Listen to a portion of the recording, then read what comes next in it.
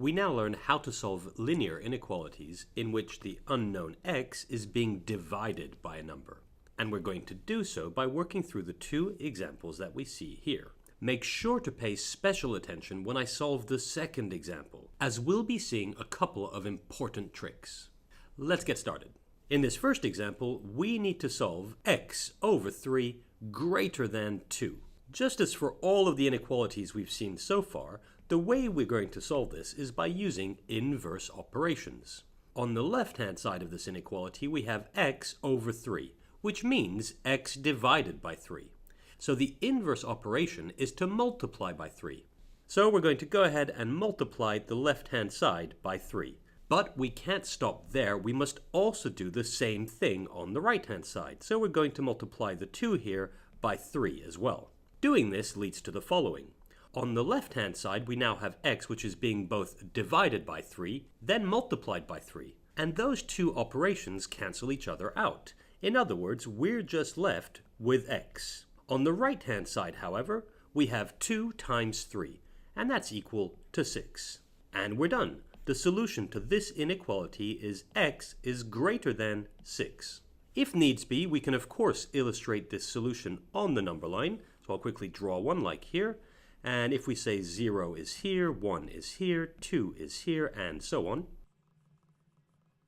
To illustrate x greater than 6, we place an empty dot above the 6, as well as an arrow pointing towards all the numbers greater than 6. Notice that the dot I placed above the 6 is empty, and this is to highlight the fact that x must be greater than 6. It cannot equal to 6. Okay, let's look at the next example. In this case, we have negative x over 2 greater than or equal to 1. Well, as always, to solve this inequality, we're going to use inverse operations. Looking at the left-hand side here, we can see that x is being divided by 2. But we can also see that we have a negative in front of this fraction.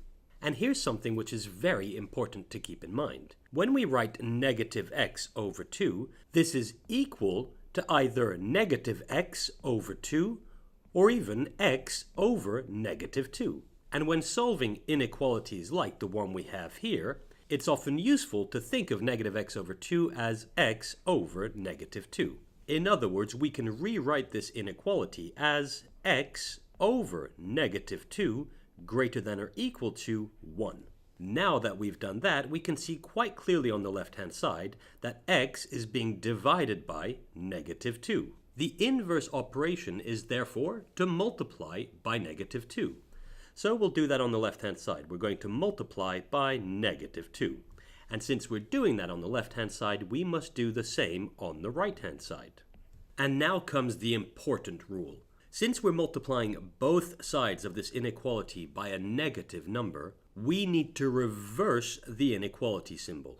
Let's see how that works. On the left-hand side, we have x, which is now being divided by negative 2 and then multiplied by negative 2. Since those two operations cancel each other out, we're left with x. On the right-hand side, we have 1, which we're multiplying by negative 2. So that leads to negative 2.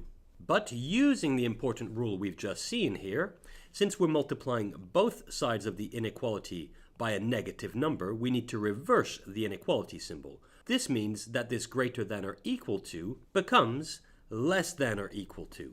And that's the answer. And as always, we can illustrate this answer on a number line. So if I have 0 here, 1 here, 2 here, and so on.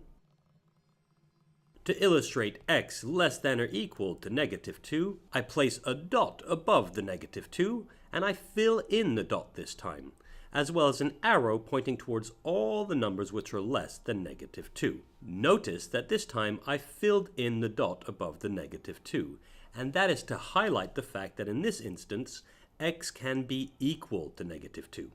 And there we have it. That's how we can solve inequalities in which x is being divided by a number.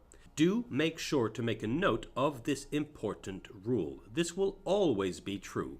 When we multiply or divide both sides of an inequality by a negative number, we must reverse the inequality symbol. And there we have it. That's it for this tutorial.